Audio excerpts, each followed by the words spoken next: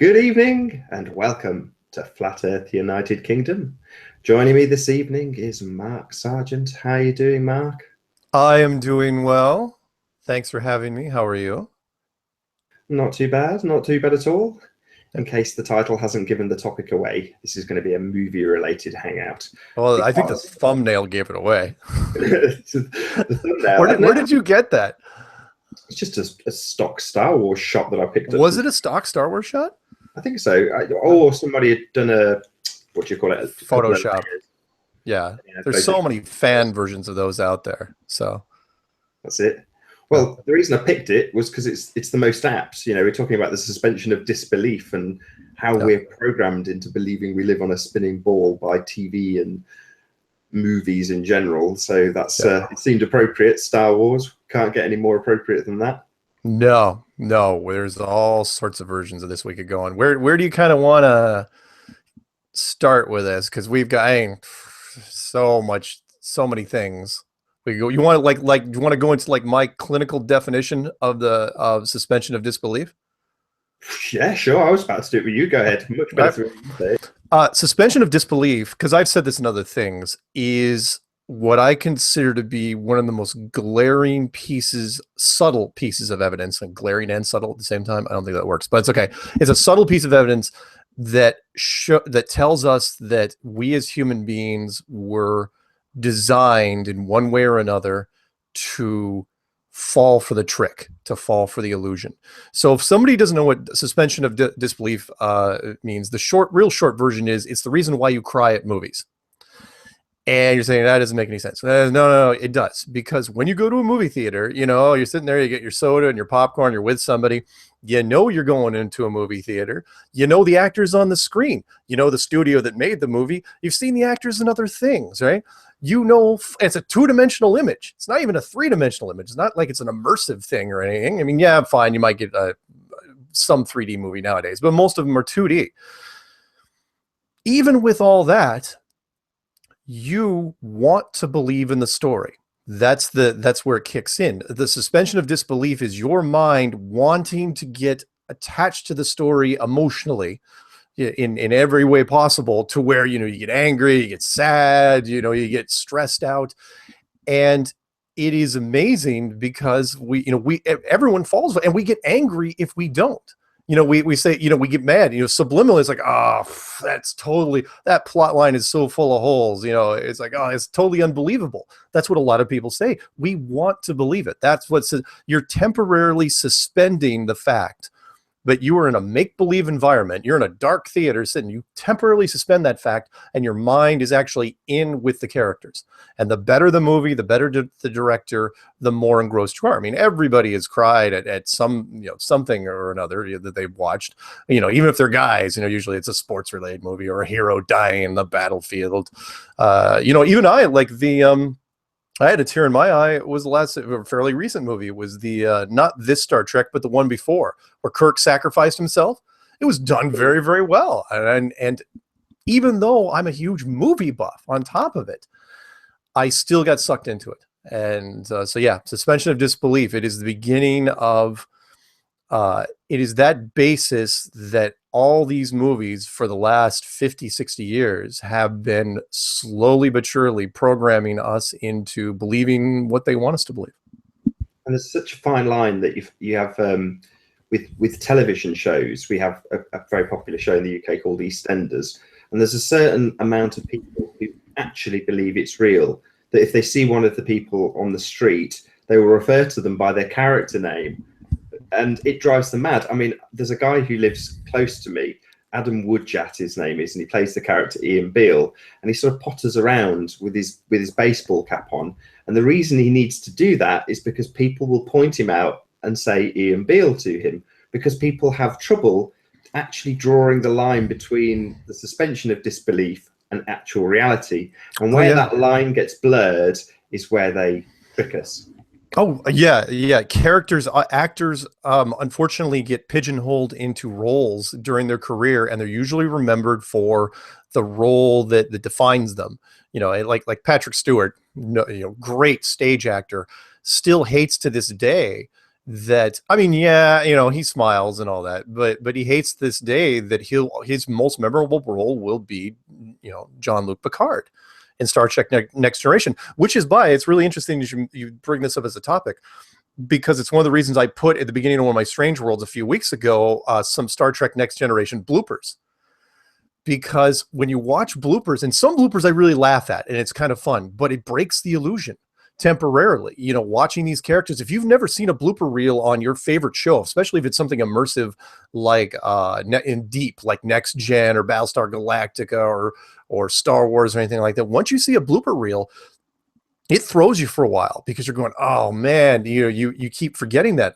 Like when I first saw the Lord of the Rings blooper reels, and I don't really watch them anymore, I was it brought me down, because I was a huge Lord of the Rings fan. I was one of those late bloomers. I never read the books until I didn't even know really anything. Did not know that Dungeons and Dragons came from Lord of the Rings. Didn't know that they started at all. And so when I saw the bloopers, I was like, oh man, I don't want to see this, because it takes away the fantasy. Sure. Which we all want to believe in. We all have our favorites, and we all, the characters, we all get sucked into the characters. And I feel for the actors that walk down the street, where if the actor isn't super popular, where they don't know the actual actor's name, but they know, who they played. That guy that was in that movie. Yeah. Oh, it's got to be tough for him in some way. It's a mixed blessing, because if you're at a restaurant, people, the standard line's like, oh, hey, I know you. You're from that thing, right? And then they're hoping that you'll remember something cool, and then you remember something that's completely ridiculous. Like Ryan Reynolds when he was with two guys, a girl, in a pizza place or something like that. Weird, obscure things. In fact, I remember obscure things just in case we're running into actors, so that I can throw it at them. But anyway. That's it. Breaking the fourth wall was used by somebody who did a sort of Antarctica Mickey take, and they were saying that here at NASA we been working very hard on science. I don't know if you saw this. It was a YouTube clip, and then at the end of the clip, he sort of falls back through his own green screen and, of course, shatters the fourth wall and shows that he's nice in Antarctica. And like you say, when that blooper reel runs and you see, the Borg all serious, very terrifying, and one of them farts and they all laugh, suddenly the Borg aren't quite so scary anymore. Yeah. Oh, yeah, absolutely. The, a little side note, blooper reels used to be called Christmas reels, because they only play, back in the day before television, and because blooper reels weren't shown on television all the way up until like the early 80s, that they used to be just for Hollywood movie parties, so studio parties. So you do movies throughout the year for a studio, and then you'd save the outtakes, put them on a Christmas reel, and then show them for all your drunk studio people at the Christmas party. And they went over so well that most of them have been saved over the years, and they're great. Even you can look at some fun blooper. I watched a neat like Abbott and Costello one going way back, and there's some neat stuff out there. But yeah, it breaks the illusion, definitely. You want to? We've started sort of a crazy position because we're talking about breaking the illusion. But there we go. It's all good. I mean, the bit that I want to focus on mostly, because just before I came to Flat Earth, I was looking quite heavily at subliminal messages, sort of hidden messages, and without dicing up exactly what a subliminal is, I'm not going to focus on that. It's more the liminal, the in-your-face programming. So if you think about Superman, this is my prime example of that. When you are suspending disbelief as let's say he's reversing time by flying backwards around the globe. Superman One, yeah. Exactly. So your suspension of disbelief is that Superman can fly, not that the globe is anything to have any sort of suspension of disbelief applied to. That part of it is real. Yeah, and they did a pretty. Superman One is one of my favorite movies. Because it was the first true superhero movie. There've been cartoons and television series, but it was the truth. But of course, it was going to be Superman was going to be the first one on the big screen.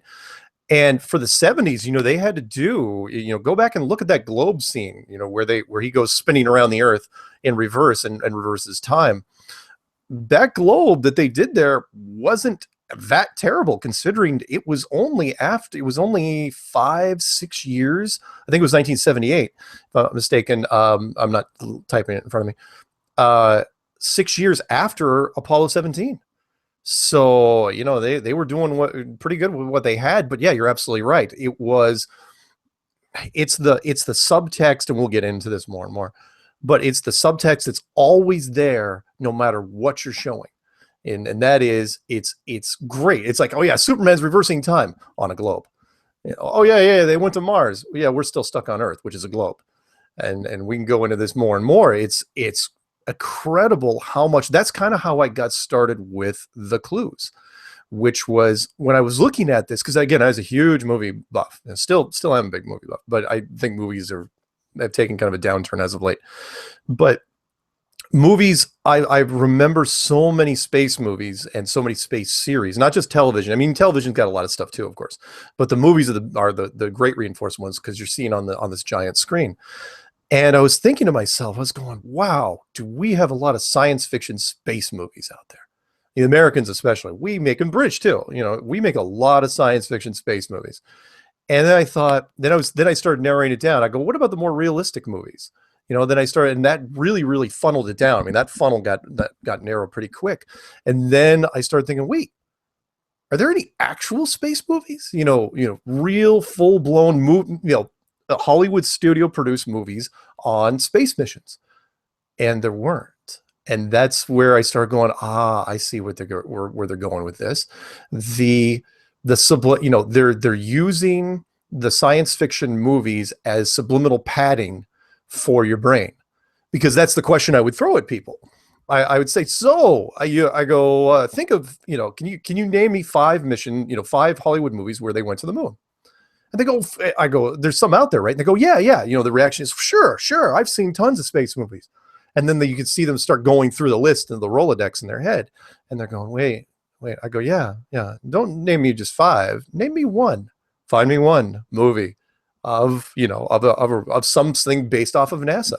And again, it always came down to the 2 that were the closest thing ever, which were The Right Stuff in 1983 and Apollo 13 with Tom Hanks, Kevin Bacon, Gary Sinise, and Bill Paxton. You wouldn't count Capricorn One then?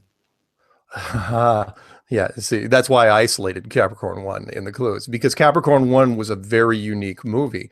Capricorn One was, and I know people who've heard the clues know the story already, or at least part of the story, which is that movie was created. It was, if you look it up, the wiki entry on it is very interesting. First off, it was the highest grossing independent film for that year.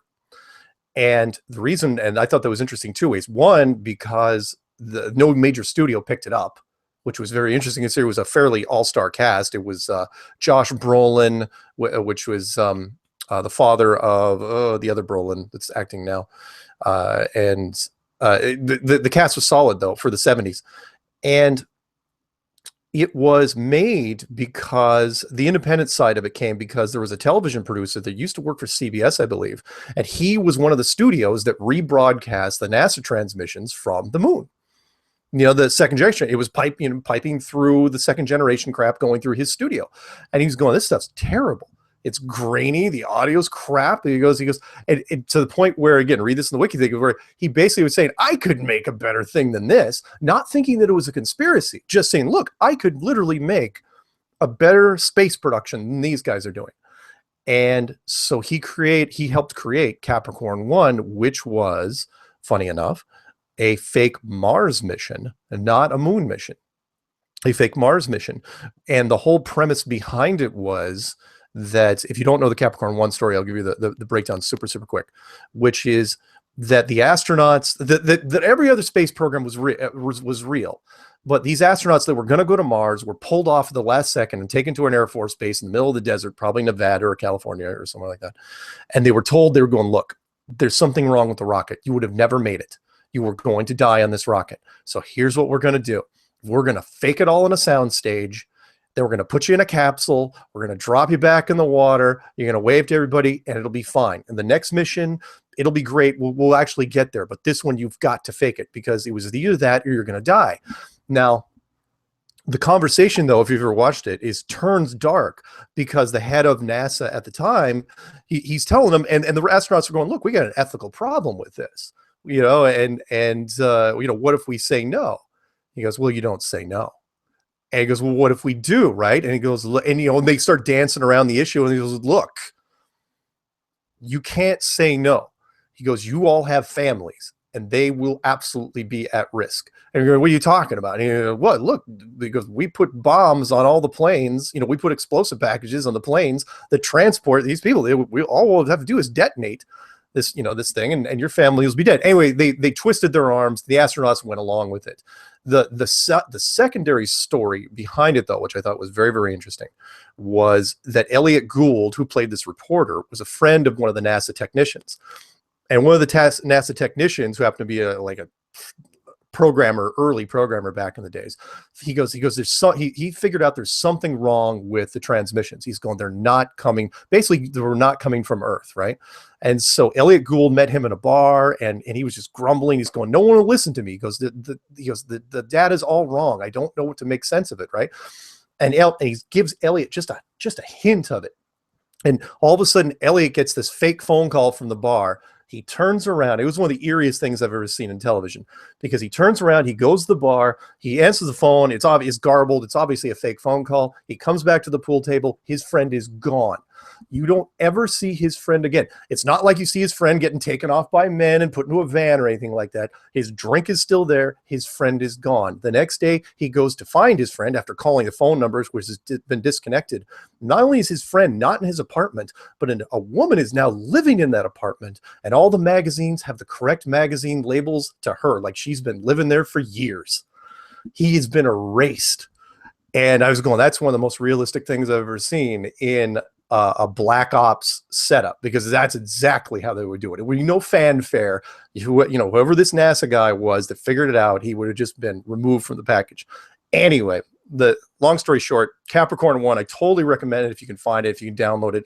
It's a little slow because it's a 70s movie, but I think the premise is really solid. Plus, you get to see O.J. Simpson in a halfway serious role. He actually plays an astronaut. Oh, cool. So he's not playing an idiot in... No, he's not playing something from Naked Gun. He's actually playing... This was when he had left the football league, and he was getting, it was a decent role. He played one of the astronauts and one of the three, and it was a good role for him. So totally like it. But it doesn't get much fanfare now. You don't see it rerun on a lot of things because they like talking about, especially with the Orion program coming up, because the Mars mission, which Elon Musk has been talking about recently, he keeps saying, we're going to colonize the moon, and you miss this in the Capricorn One part, because they just gloss over it. They don't even really talk about it, which is, even if the Mars program was real, there's something that most people don't really take into account, which is, how exactly are you getting back from Mars? It takes a lot of fuel if you believe in the space program to go to Mars. So what exactly, how you got to take extra fuel with you? And so Elon Musk is talking about, no, we're gonna send robots first, and they're gonna manufacture fuel on Mars. Going, what? Do you know how long that would take? Anyway, and then what? Who's gonna build the rocket from there? It's a one-way trip, even if you believed in it. So there you go. But they can continually, it seems people have got a short memory with Mars, because they seem to perpetually go there to try and find water like it's new. Yeah. Don't get me started on Mars. The Mars program, again, another space reinforcement tool. The Mars rover is the perfect example of how everything went bad there, because it's the car battery argument, which is the car batteries die after a certain number of years. They have an expiration date, like batteries that you put in your flashlight. They have an expiration date on them. When that expiration date passes, more or less, that's it. They will not take a charge anymore. They die officially. It's different from being discharged. If you run a battery out, you can still charge it up usually, unless it's one of those disposable batteries. But like a car battery constantly, discharges and recharges. But the battery on the Mars rover should have died something along the lines of 7 years ago, and it's still running. Apparently, NASA won't explain it. They'll say, "Oh yeah, everything's running. We still got it. Nothing's ever happened. Oh, we got camera foot. It went down for a while, or they lost transmission. It's working. Everything's great. I'm going. So they're just going. There was two. There was one that they lost completely because it apparently had dust get over the solar panels, and that was completely dead. The other one was sort of dragging one leg along. You know, one of the wheels had got all messed up, and it was being dragged along. Yeah, is that the one that's still going? Supposedly it's even better now. Yeah, it's supposedly, from what I understand, it's fully functional right now. And you want to go along those lines? How about the lesser known story that, and I believe it's 2013 or 14, that China has that same type of rover on the moon right now. It's been there for several years, and it doesn't take pictures of anything. You know, anything good. I'm going, and why wouldn't you just go over to the Sea of Tranquility and go next to the American stuff, take a picture of the American flag, accidentally bump into it, tip it over? What a great story. The news media will be running with that. You know, is this, the beginning of hostilities between China and America? You could do, you want to boost China's ratings, run it next to the moon buggy they've got. There was the past, here's the future. All sorts of fun stuff you could do, but they don't. But supposedly, because they're only running it for their people, and their people are way easier to convince than the Americans. Sort of along the lines of the argument where someone had said that, oh yeah, what about the Korean space program? The North Korean space program. And I thought that was really interesting because they're saying that, that Korea has, doing all sorts of fun space stuff. I go, and the Americans weren't believing it. I was going, that's really interesting, because it comes down to who they portray as the good guys and who is the bad guys. Because in North Korea's standpoint, why would they believe anything the Americans say about their space program? It's like, fine, America, NASA wears white. They don't carry guns. They smile for the camera. Yeah, but at the same time, the only reason we're told to believe everything is because we're the good guys. So, anyway. So you're saying that it might be in North Korea's best interest to expose the truth with a fake program? If they had the ability to, but I doubt that, because nothing. If you don't believe that anything's up there, how is North Korea going to prove that? But the trial by fire, doesn't it? Which is the idea that they've never been, based on their own information. Oh yeah. Again, we got to bring that up, which is, and I know we'll delve into more movies in a bit, but the Orion trial by fire video, which is still on the NASA site right now. It's on NASA.gov right this second, published, I believe, in October of 2014.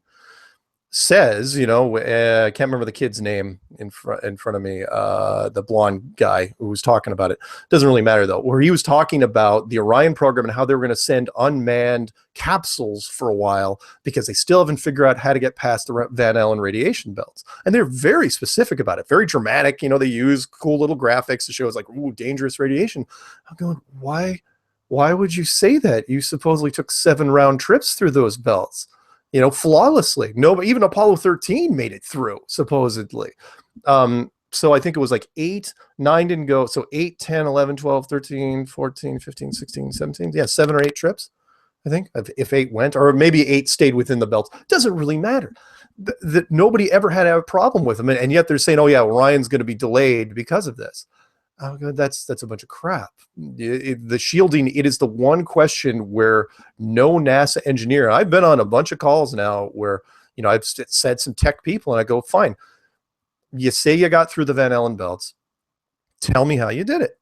I go, what shielding did you use? You have to use one of 2 things, lead or gold, because they're both very heavy. As a matter of fact, gold is twice as heavy as lead. And we know that these 2 things block radiation because we're still using them today in dentist's office. You wear that heavy lead thing to protect you from the radiation. So what did you use? No one will ever say. They just dodge the question entirely. It's like, oh, we didn't have to use it. So we were going too fast. I was cool. He said they were like 60,000 miles thick, and the fastest that you were traveling back then was 16,000 miles an hour. So that's like 3 hours through this thing. That's both ways. What are you doing? So I mean, I think I've got to confess at some point. I mean, it's almost like they're half confessing it now. And when you watch, I mean, I don't know if you saw Jaron's broadcast that he did, where he's just ripping apart the moon landings. I talked about it with him afterwards, and it's the linchpin for me. It's the biggest flaw in anything they've ever done. It's a terrible, terrible mistake they've got to either explain it away or prop it up, and I don't think they can prop it up. The best they can do, which is kind of what you were hinting at in the beginning of this, is give more and more reinforcement to the things that seem to suggest that our space program is real, like the near truth movies. Now, Star Trek and Star Wars, those series, how many movies did Star Trek make? Like 11. Star Wars is 1, 2, 3, 4, 5, 6, 7, 8 now. But in all the other television shows, those reinforce, but only in a subliminal, far off future sense. In like Moon, that movie. Oh yeah, Moon with Sam Rockwell. That was a great movie. He should have gotten an Oscar nod if he didn't already for that one. That was awesome. And Moon, that was a weird movie because you would have thought that Moon, the title, would have been taken long before the 2000s, and it wasn't. And it wasn't a straight up documentary. It was a movie about clones, mining stuff on the moon. It was kind of a creepy movie, but and a real it was a think piece, but it was a great movie.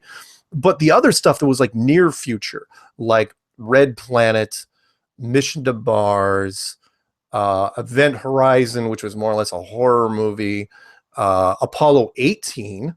I've actually had people tell me, it's like, no, Apollo 18 was a real movie. I'm just going, dude, there was no Apollo 18. It was a science fiction movie about little crab monsters that disguise themselves as gray rocks on the moon, which is why, they stopped at 17 because people were dying. They were getting eaten by these little things. Apollo 18 was not a documentary. And other than that, there really wasn't much out there. Those were the near future movies. And then of course, the ones that I love, which were The Right Stuff in 1983. And I don't know if you ever saw The Right Stuff, but I saw it in the theater, but I was completely let down at the end because after 3 hours, they just showed a rocket going into low Earth orbit, and that was it. It was like roll credits and let's go. I'm going, great. There's gonna be like a sort of battle between what was the Air Force test program, moved into NASA, and how they sort of superseded most of the really top-notch pilots, basically. Yeah, it was basically an astronaut training. That's why, there's some great photos, wonderful training. If you look up The Right Stuff on Google and hit images, they did so many promo shots for that movie. All these astronauts standing around in cool masculine poses. But that was basically the entire movie, astronauts posing. That was more or less, on the ground on Earth. And then there was nothing else made until Apollo 13, with the cast I mentioned earlier. And then, which was interesting because Tom Hanks then a couple years later, because he was involved with Apollo 13, the movie, created an HBO little miniseries. I don't know if it was 10 parts. I watched the whole damn thing just to be sure I wasn't missing anything, called From Earth to the Moon, which talked about, the whole, how it was done, and special effects were horrible. Even for 1998, they were horrible. But interesting when you line them up next to the moon landings, with the sound of the rockets on from Earth to the moon versus the almost total silence on the moon landing. Right. Right. It was, they didn't, cover a lot of the, they skipped over any technical questions. The Geek Squad definitely wasn't consulting on this thing, where it's like, well, how do we deal with the moon buggy? It's like, oh, you know what? Let's make these scenes, whatever. They shot those scenes as quickly and with as many cut edits as possible to keep you from staring at something too much. And it was a poor attempt, in my opinion, at trying to I know Tom Hanks is a really go America rah type of guy.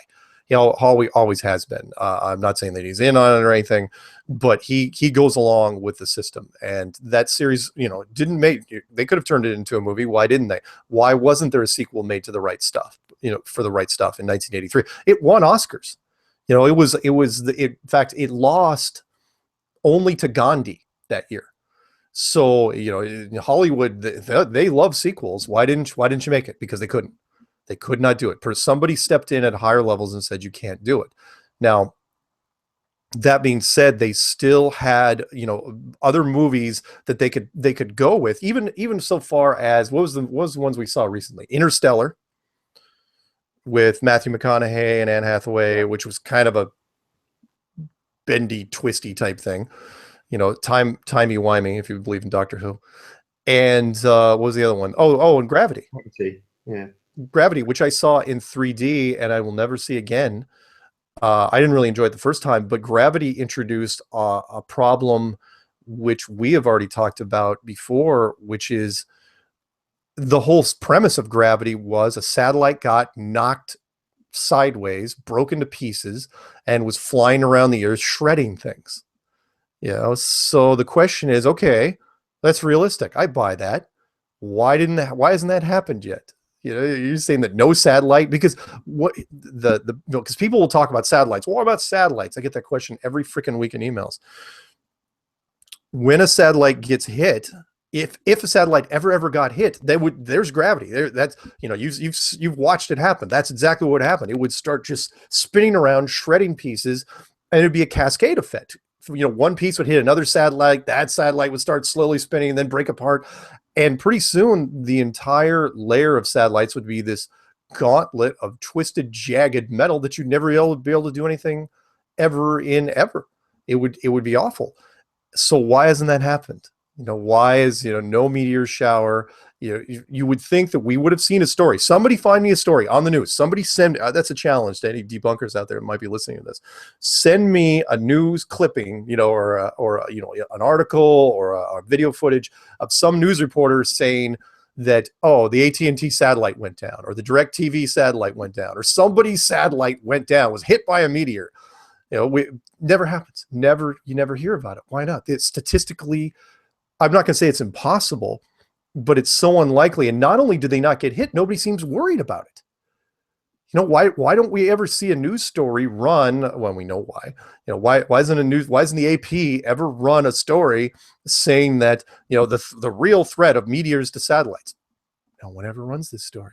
Oh, talking of meteors, this is slightly off topic, but I can't remember which YouTube channel did this, but they were showing the Russian meteor that was caught on a load of dash cams.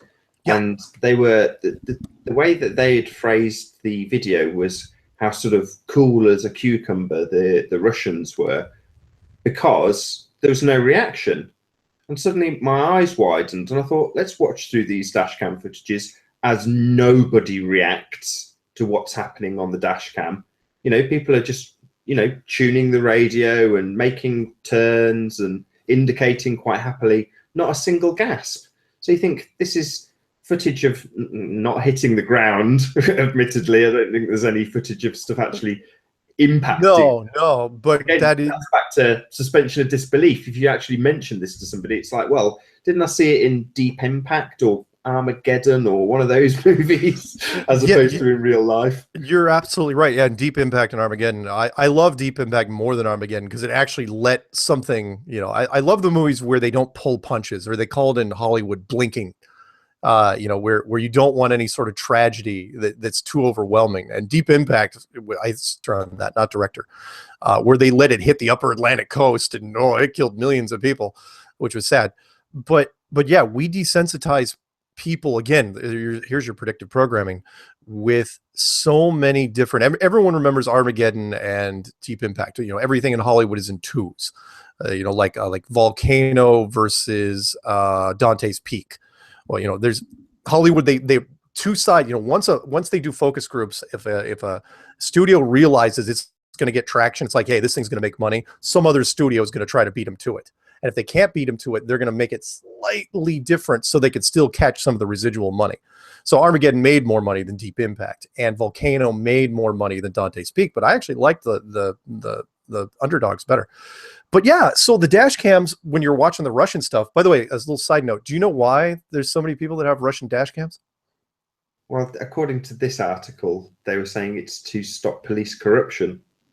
Yeah, I believe it. Yeah. So police from shaking down the, it's bad. It's really bad. But think of what it would do in the United States if everybody had dash cams. When I was in Russia, it was the other way around. So the rep I was with shook down the police to get us an armed tour of Red Square when it was all cleared out for some dignitary to come. It was terrifying, actually. When that's a story in of itself. But when we got escorted out, I remember walking in and there was all these people on a podium having a.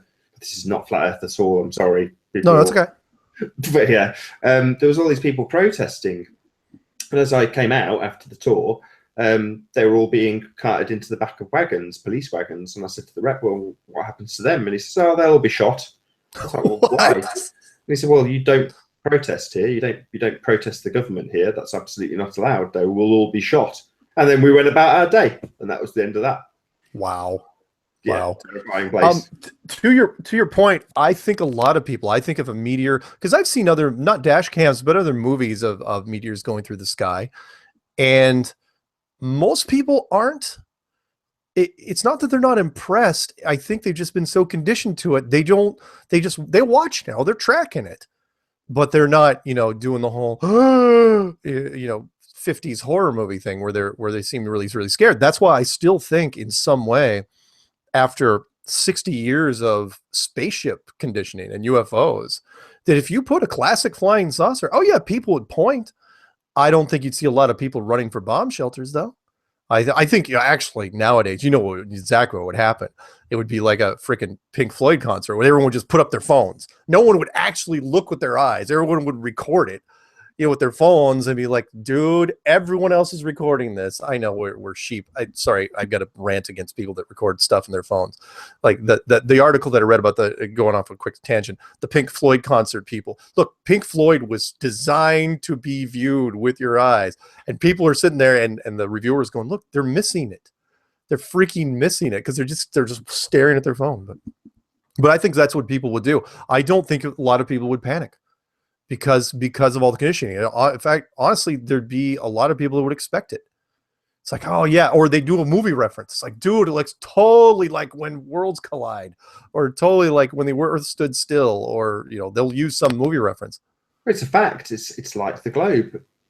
Aliens are a mathematical certainty in the heliocentric system. So if you ever feel like being a denier, I don't believe in aliens. Well, what are you talking about? If you live on a globe, it's a mathematical certainty. There are infinitesimal numbers of other globes with other life on them. Yeah, right, is my attitude to that. Yeah. Again, and you've heard me probably say it before, and that is, look, I absolutely have no doubt there's stuff flying around up there. Check out, you want some good footage of it that's on YouTube? Check out a guy, and he's not a flat earther, called UFO Lou, down in Australia. And there's so much stuff up there.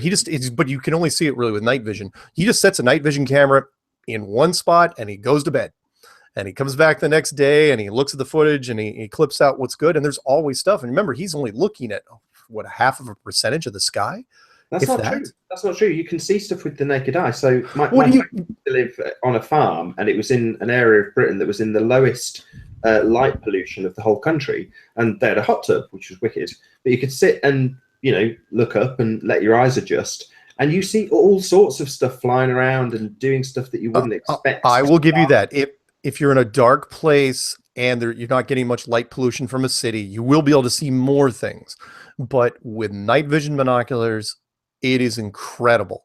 The first day I was looking up there, I was going, doing this, taking them on, putting on, I'm going, and because they're all perfectly silent, you're going to miss it. If they're silent and mostly invisible, everyone's going to miss it. But it was incredible to see the first time. And that's, of course, and this was years before flat Earth.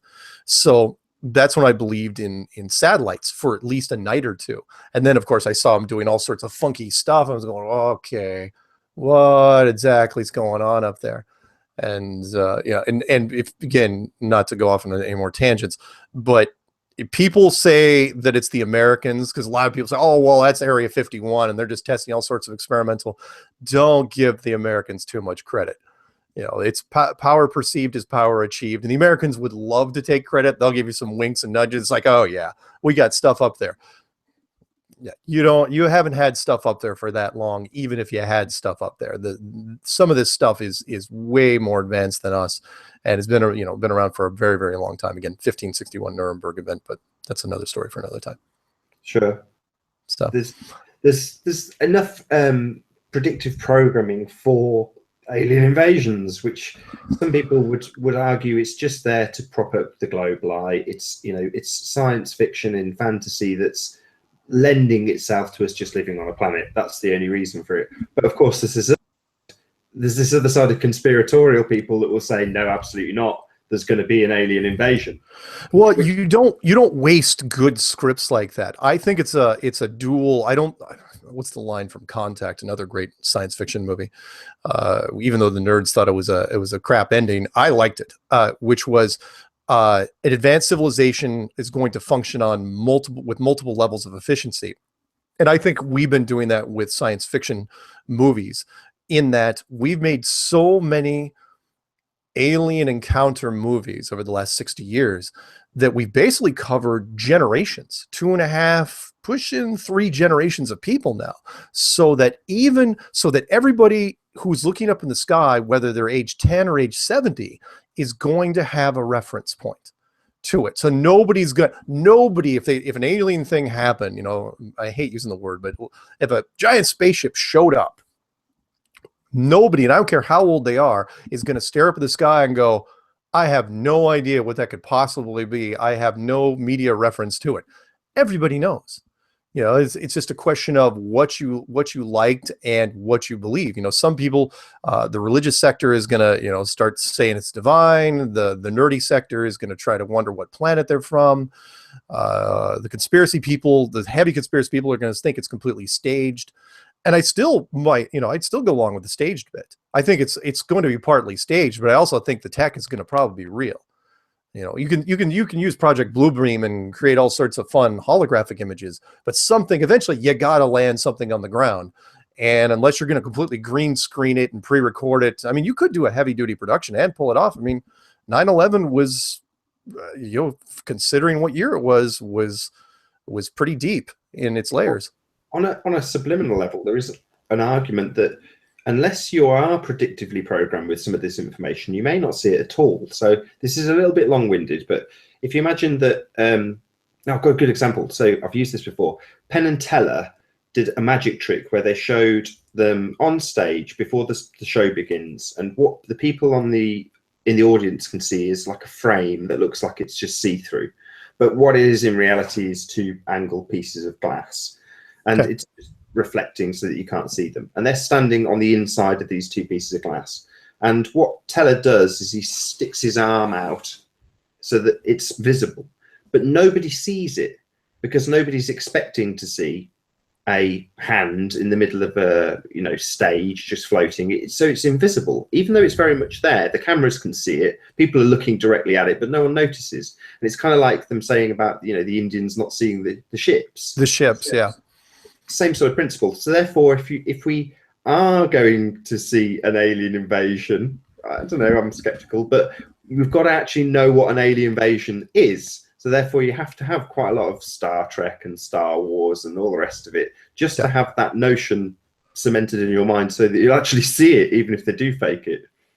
Good point. And there have been, think of all the science fiction movies that have been done, go all the way back to, you know, when the Earth stood still back in the 50s, and when worlds collide. I highly recommend, you know, catching those if you get a chance.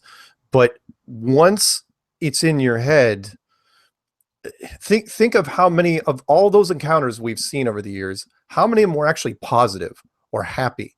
You know, where, you know, the was, in fact, what was the one that just came out recently? It was this year. I think it was this year. Childhood's End. Remember that series? Have you heard about that yet? Alien one, isn't it? That's an alien related one. I'm sure I've seen a trailer for it. I haven't seen it. Yeah, I'm pretty sure that Arthur C. Clarke wrote it. And it was about how an alien race, malevolent alien race, came down, and they were conversing, they were using, but they were staying hidden. They weren't showing us what they looked like.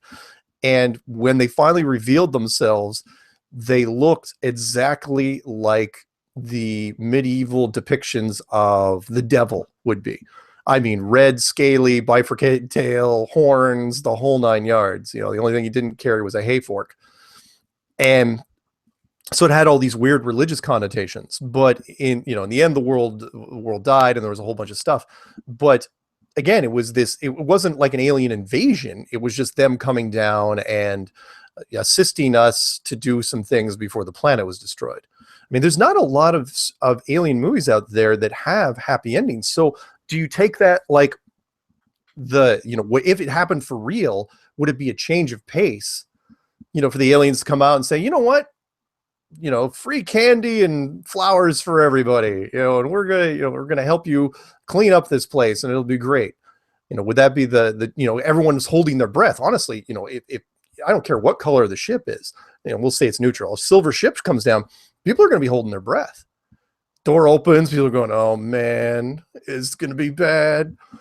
I've got my whole own other theory to what aliens actually are, because we get the whole double meaning thing with aliens. What is in your country, in America, when you say illegal alien, you immediately know what I'm talking about. Yeah. And then you think about it in context of Martin and I went to see the Mappa Mundi, and on the Mappa Mundi you don't have the new world on the Mappa Mundi, but it's a map that's paraded around, shown to the people as this is it, this is our world, this is all of it, there's no more land, nothing more to see, we've found it all. And then of course they cover a journey. Won't go into the speculation about what that journey may have occurred, but they discover the new quote unquote world, and on it you've got different people, aliens. Well, in my mind, on the flat plane, it makes perfect and logical sense that eventually we'll come across another new world and there will be aliens. They may be more technologically advanced than us, they may be less technologically advanced than us, but they're not up there. They're not on Mars, they're out there.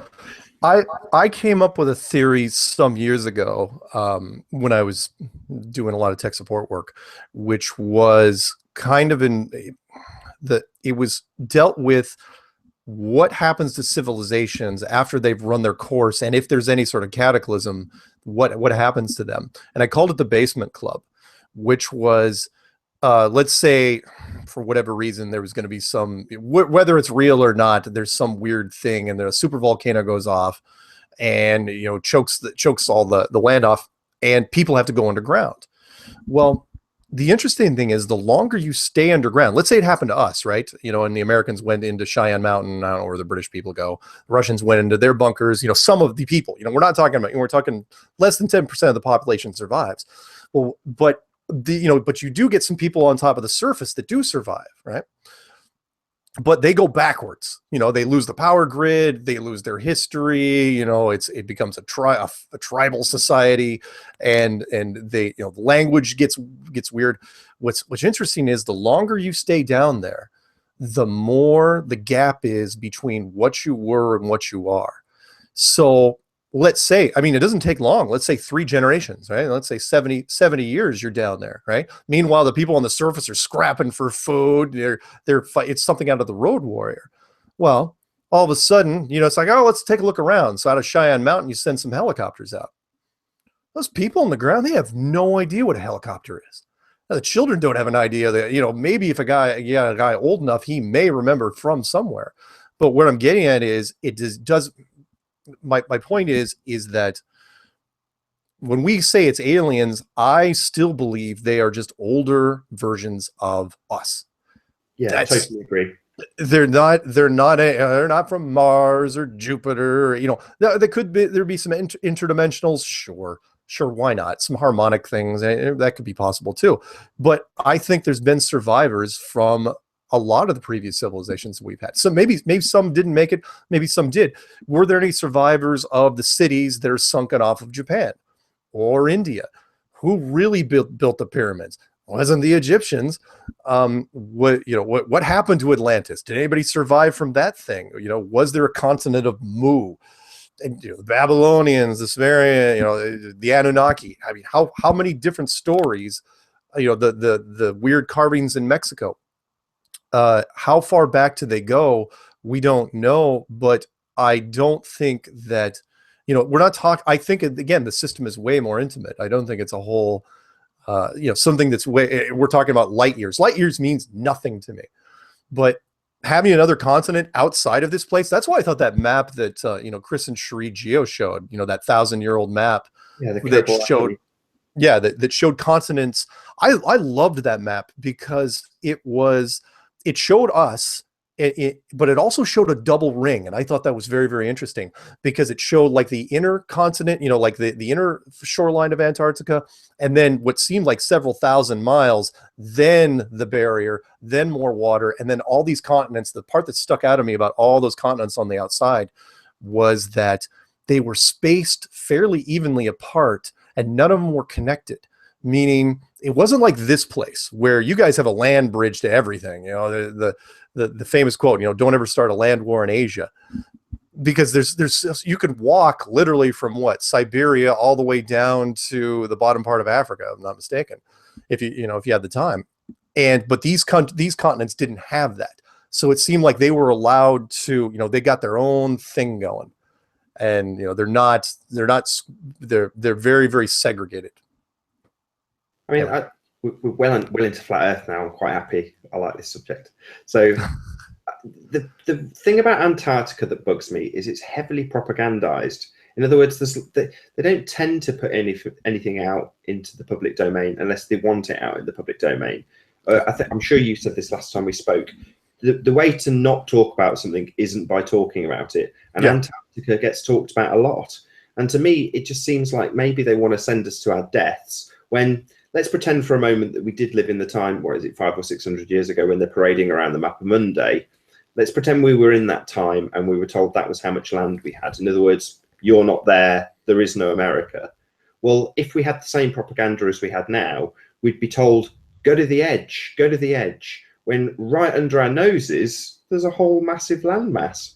So to me, it just seems like it's propagandized for a reason. I'm just throwing it out there.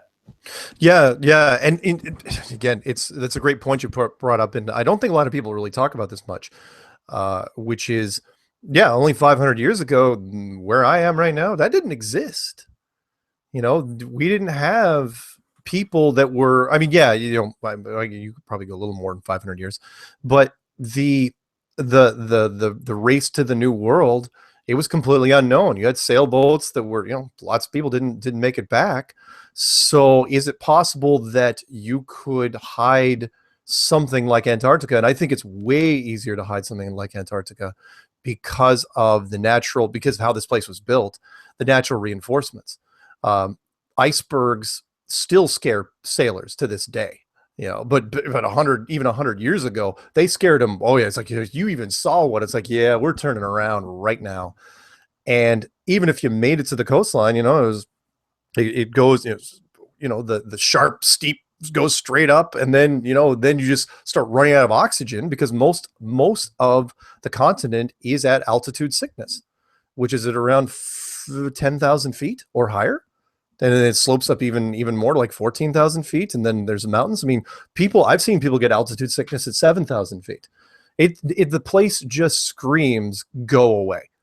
It does. They might as well have signs all over it saying, keep out, haunted house ahead, because it's bad news. Plus, let me throw one more thing out. The other thing that really, really bugs me about Antarctica is, and this kind of goes into the whole, you're talking about, but you're not talking about thing, which is you don't have any companies that even try to lobby publicly to get down there.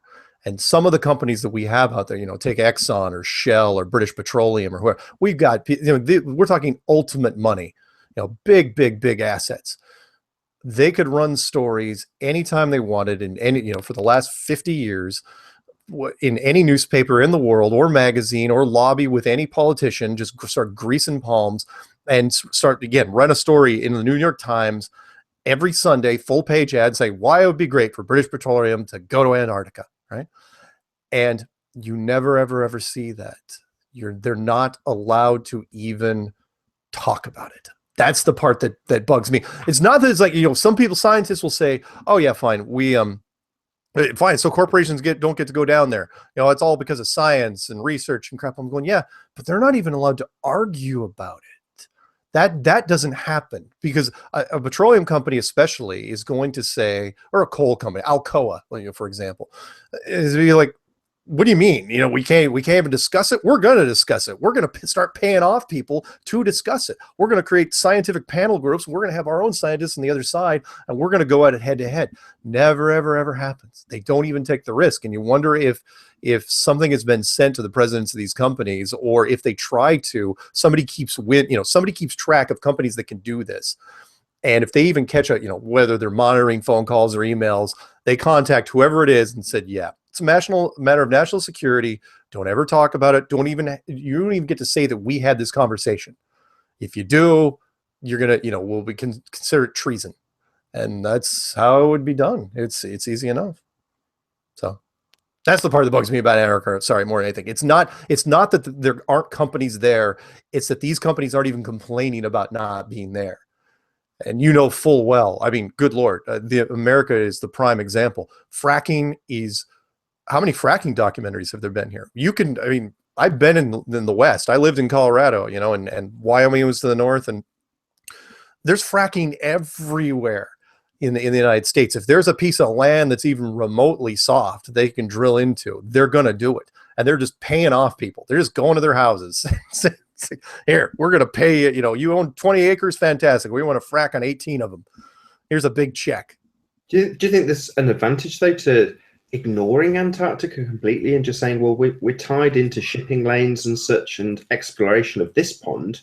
Like I say, there could be an enormous landmass that we just don't know about. You just don't know. Well, they're not ignoring Antarctica. I don't think is the goal as much as, again, most of the work is done for them. Not many people, and you know people that travel. Human beings are notorious for the most part for going to warm weather climates. And if you're going to go to cold weather, you usually go something more scenic, like Switzerland or Norway or Sweden it's all the northern hemisphere stuff. I mean, what cold weather environment in the southern hemisphere do people go to? Is there one? I don't think there is. I mean, yeah, you can go to the mountains somewhere in Chile, maybe, or somewhere. Nobody goes to those mountains though. Down in South America, all the cold weather destinations. Again, you call it design that way. That makes sense.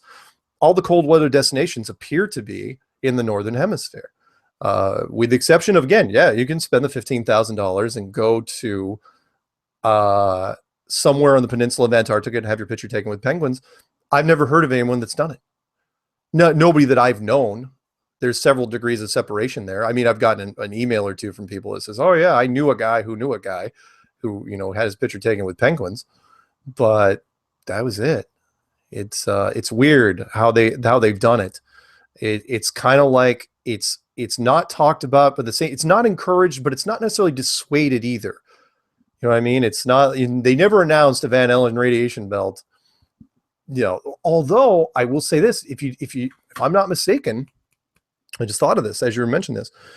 The ozone layer down in Antarctica, down in the 80s, was talked about quite a bit. How they're saying there was a big hole in the ozone layer in Antarctica. I think it was when that was the big thing, when everyone was getting off of ozone-y stuff, styrofoam and hairspray and crap like that. Yeah, there's a joke about it in Red Dwarf. So they're obviously 3 million years into the future, and they're looking back on old tapes of when they were back on Earth, and they were like, "Oh yeah, do you remember when they installed that giant toupee over the ozone layer back in 2025?"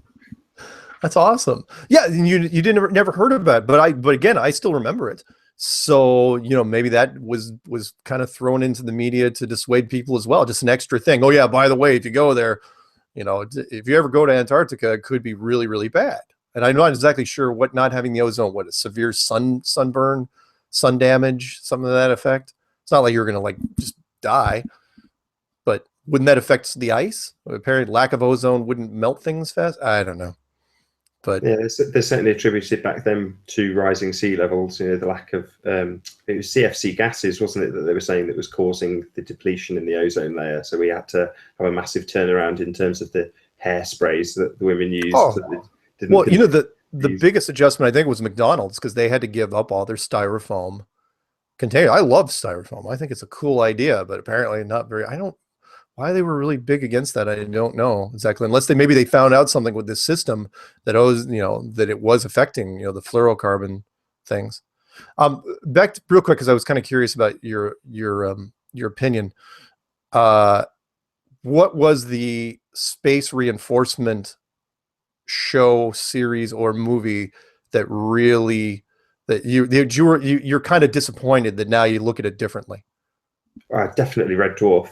I mean, for kids, they've got Guardian of the Galaxies that eventually is going to be a big disappointment to them. But for me, Red Dwarf. Yeah, absolutely. You know, they're flying on a spaceship, you know, and visiting lots of different planetoids, as they used to call them. Nice. So, Yeah, Red Dwarf was a good series. We didn't get, you know, unless you caught BBC America, you didn't get to see it here. But yeah, how many seasons did that run? Quite a few, I think. I think they're going to do a new one. They've just filmed another one, but I think they're up to, get it right, maybe season 9, something like that. Huh. Quite a few seasons. You also mentioned at the beginning of the show how the cartoons take quite a few liberties as well, because it's so much easier to do space stuff with cartoons. You know, you just draw spheres anywhere, and there's no limits, and it's so cheap to do. But it's a great. I can't think of any really outstanding younger audience animated shows, with the exception of the exceptional Japanese show Star Blazers from way back in the day, which apparently was a huge hit over there. The battleship Yamato. I mean, with me, it's not necessarily with the actual space programming in cartoons that I see as being prevalent. It's the South Park. Every single episode of South Park, they'll show a kid's bedroom and it will have a globe in it. Yeah. You know, all the Seth MacFarlane stuff, exactly the same. Every single episode is going to have a globe in it. I remember Peter Griffin being given a globe, and it was like an appalling gag. You know, he's given a birthday present of a globe. It's like, what a naff present. And later on in the show, his wife's become a boxer, and he's looking on. He says that he knows where the person's from. The opponent boxer is from Kazakhstan or somewhere like that. And the guy in the wheelchair just says, "You only know that because I gave you a globe." But it's not a gag. It's not funny. It doesn't get a laugh. It's just a bit of globe programming in there for no reason. You wonder, and you know, we won't know until this place is long gone, which is how much the producers, if they're secret producers, I've always suspected it, where you have secret producers that are allowed to, you know, remember, a producer is just a guy that spends money on a show, and Hollywood, all entertainment companies love the money guys. But the producers, the more money you spend, the more influence you have on the show's programming. And so all they have to do, you know, is get a hold of the set design guys or whoever's doing certain graphics. Said, yeah, well, by the way, I think it'd be really good if we had a little globe in the corner here. Who's going to fight it? You know, unless the director's super, it's like, how much that guy's spending? Well, he's gave us $500,000 so far this season. Yeah, okay, he can have what he wants. That's all it would take. And, you know, that's cheap. You put these guys into the heavy hitting series. And cheap, but intentional. So I know Russian vids and various people focus heavily on Back to the Future, and they'll look at like the flat Earth map being there, and they'll say, "Oh, a debate about whether or not it's intentionally there or it's just a nice prop." It's like, no, there is absolutely, unequivocally somebody who has itemized that, set it, lit it. You know, it's been accounted for by, you know, it's been looked at and scrutinized every step of the way, possibly even built and made on, you know, on the set. You know, there might be a set, somebody who's actually creating those props, including things like flat Earth maps. So to say that it's there accidentally or unintentionally, nothing is ever on. Oh yeah, no. I agree with you. It's what I'm saying is that in some cases you wouldn't need to have the director involved. All you need to do is have one producer that spends a little bit more money than others. And I'm sure in some cases some of the producers fail at whatever. You may get a stingy director. It's like, I am not putting a freaking globe over in the corner of this particular room. It doesn't make any sense. And the producer's like, yeah, fine, whatever. But Back to the Future, I still think is going to go down as one of the greatest hidden, dissected conspiracy movies of all time, which is so strange because I saw that thing in the theater back in the day, and it was one of the most innocent, iconic 80s movies there ever was. However, it was produced and directed by Steven Spielberg. Oh, really? Yeah. Oh, yeah. That was his baby. And it was interesting because, you know, Spielberg before that, you know, he did Close Encounters of the Third Kind, and of course that famous rumor that got out which was when they did a screening of it for, I don't think it was Reagan, because it was 78. It was, or although Reagan may have been in the room, but somebody came up to him.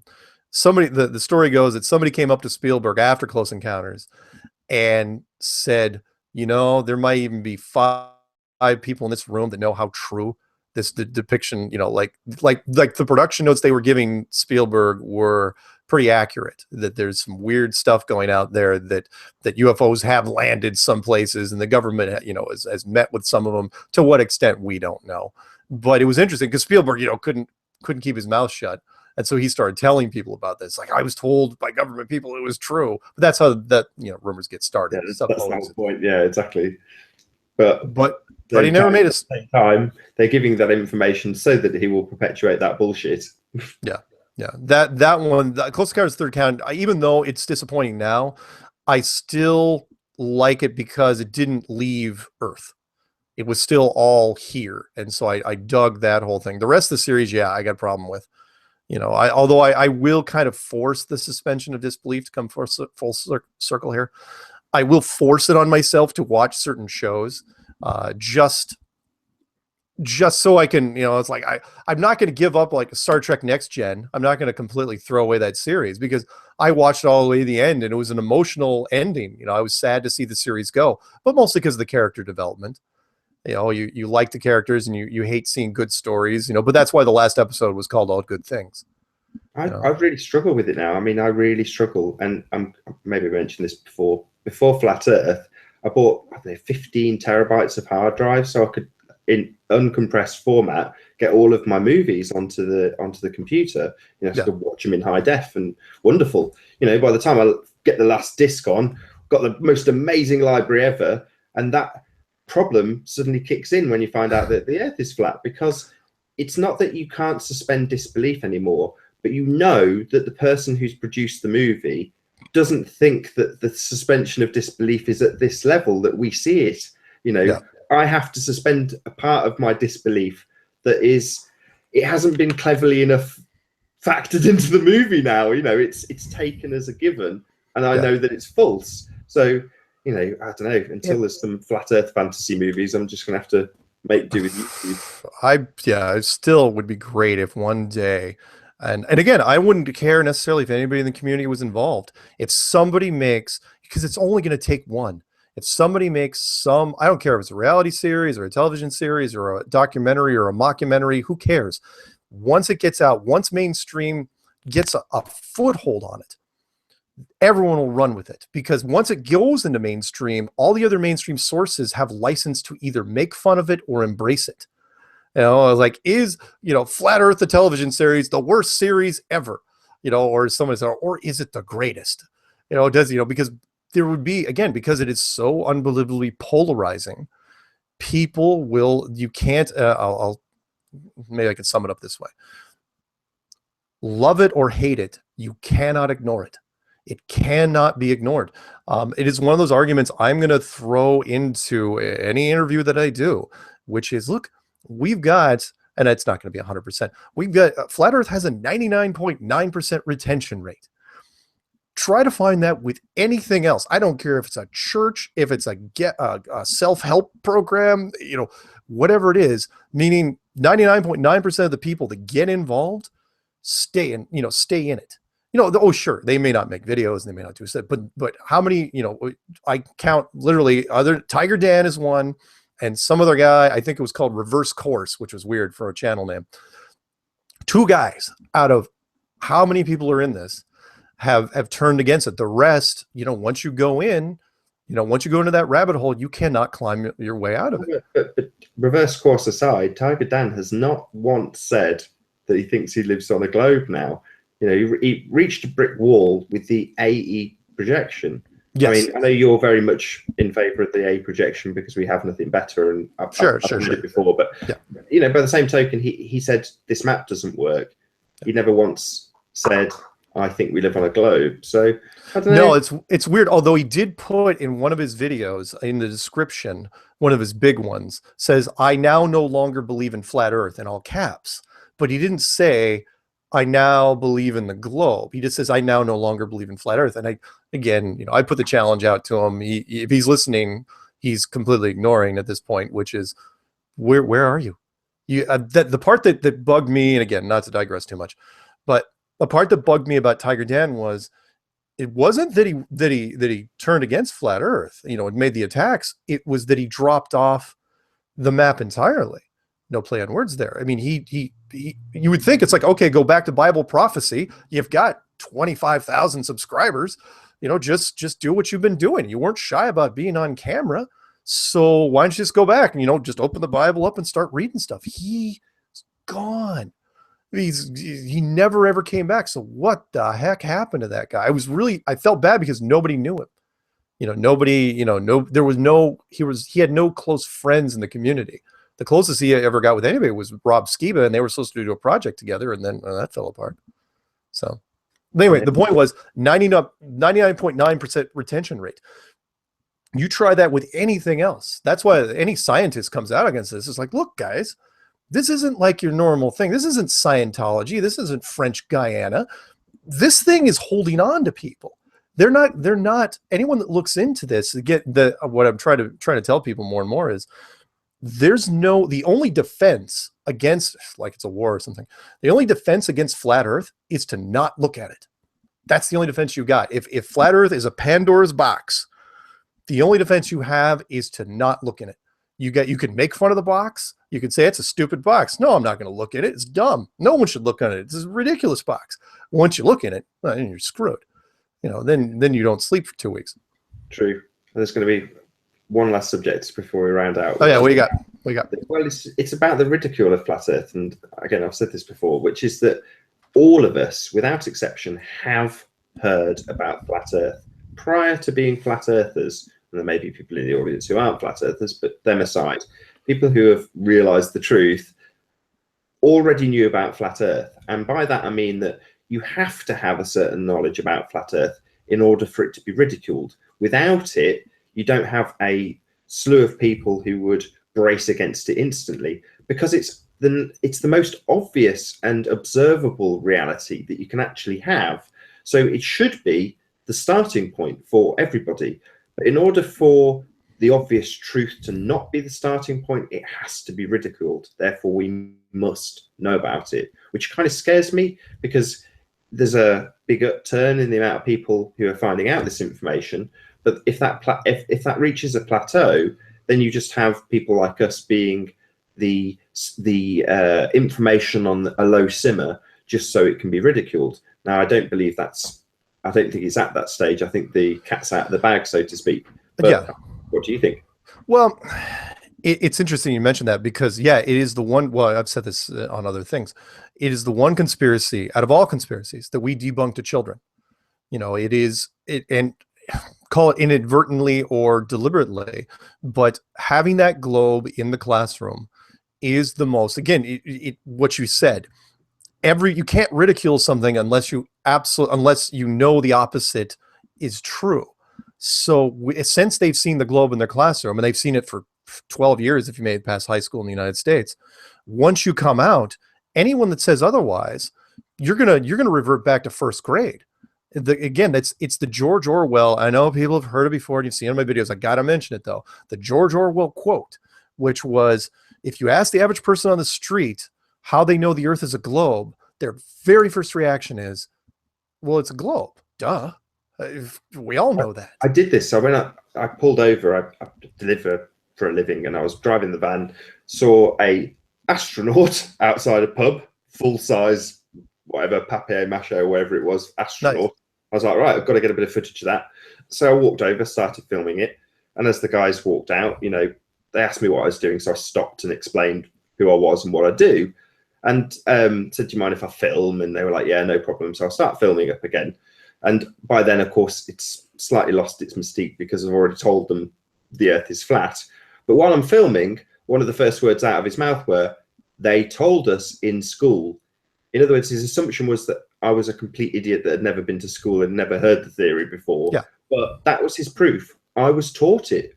How could it ever be anything else? If we were taught it, it must be so. Yeah. Yeah, the George Orwell line, which was if you try to press somebody on it, like if you followed up and if you try to press, it's like, well, how do you know that it's a globe? They get angry.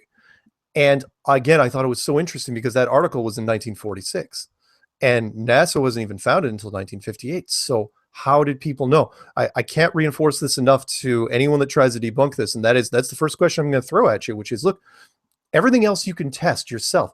Fire burns, water is wet, you drop something, it falls to the ground, right? That's something called gravity for any other word, But when it comes to the shape of the earth, it is something that you are told.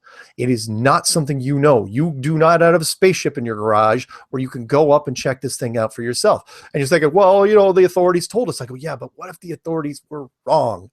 What if they figured it out and all of a sudden they realized that, holy smokes, we were wrong about something really, really big? Would they tell you? And then you come back and say, well, of course they tell us. The government wouldn't lie to us about anything. It's like, oh man, you got a long road to travel. But to your point, what a testament that is, that people can look at something.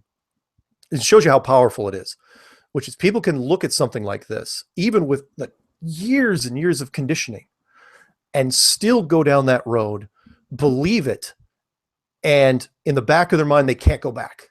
Meaning that once you become a flat earther, a true flat earther, you cannot go back to the globe. Not to use the Matrix comparison, but it is true. You can't get plugged in. You try, you really try, but you look at everything. Once it clicks, and everybody's got that moment, once it clicks and it's like, oh man, this thing could actually be real. Then you start looking at things differently because the media is constant. Every commercial, every NASA thing, every news thing, you're seeing the globes everywhere. And it's like, holy smokes, they're just images. It's all they are. They're just images. And every time I look for a real one, I can't find it. It's brilliant. I still think the way we're going, it is, it's spreading just, because again, there's nobody none of the testimony shows that I've done. Nobody's recanted on any of that stuff. Nobody's even refuted. I still have yet to run into a military guy who's coming out against Army, Navy, Air Force, Marines. Somebody's like, yeah, that Army guy is full of crap. Here's why. Where are these guys? They're not out there. Forget about the scientists. What about the industry guys? Nobody. Find me an engineer. The closest anybody ever got was a geodetic surveyor. And what are you supposed to tell you? He wakes up saying that the Earth is a globe. He's screwed. There's nothing we can do for him. Yeah, and I think Jaron did a nice conclusive debunking when he talked about them both measuring towards each other. It's like, you don't end up in a great big pit. It just doesn't work, unfortunately. Well, that and of course the part about I love the fact that geodetic, the two types of surveyors, planar and geodetic. Planar, it says it all, right? You treat every project like the world's perfectly flat, and geodetic means you treat it like it's perfectly, like it's a sphere. The problem is the geodetic surveyors only work on projects that are 250 square miles or bigger, which means 99% of the projects are all perfectly flat. So what are those guys doing? They're not doing anything. You could chain them up, throw them in the ocean, and nothing would change when it comes to surveying. You just take some more planar surveyors and those guys would be fine. Anyway. That's it. Eloquently put. I mean, you've rounded out quite nicely, so I've not actually got to do any summing up because, the whole point of the show, as the namesake pointed out, was that, the globe is just a mere suspension of your own disbelief. It's your programming manifesting itself. It's your own way of ignoring the logical in order to keep yourself amused, keep yourself entertained. We're not talking about the moon landings as a movie. We're talking about the globe as a concept. It's just a suspension of disbelief. Did you have anything you wanted to add, Mark, before I round out and thank the audience for watching? Only that, again, if anyone's out there, you don't get too mad at the globalists you talk to because they started out, you started out as them. And that, it's not that they see the curve, they want to see the curve. Put the challenge out to them, say, look, can you show me the curve down here? Can you show me how you can see the curve? How many people, I still to this day, I say, I get emails every single week. Oh, I flew in an airplane. I saw the curve. really fine. Take me a picture of it, put it on a laptop. If you still see the curve, email it to me. I will put it in my slideshow. Here we are 19 months later, and not a single one has been sent that actually shows the curve. So again, I think we're doing great things so far. That's it. There is no measurable curvature. And just to throw it in at the end, water at rest is always flat. Yep. So yeah, well, a massive thank you to Mark Sargent for being here on Flat Earth United Kingdom again. Oh, happy to be here, and thanks, and hopefully we'll do this again soon. Hopefully so. And also a massive thank you to everybody who has joined us. I've been Nathan Oakley. I'll see you all in the next video.